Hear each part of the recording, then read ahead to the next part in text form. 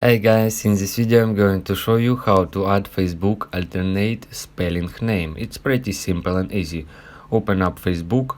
If you use Android device, tap on three liners at the top right corner. If you use iPhone iOS device, tap on three liners at the bottom right corner.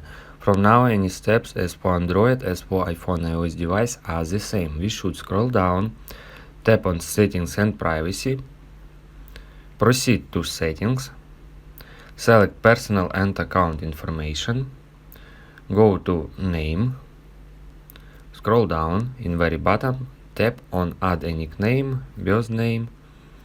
Near name type, select nickname, and then from pop-up menu, select alternate spelling. Then enter your alternate spelling. If you wanna, you can tap on show at top of profile, then tap on save.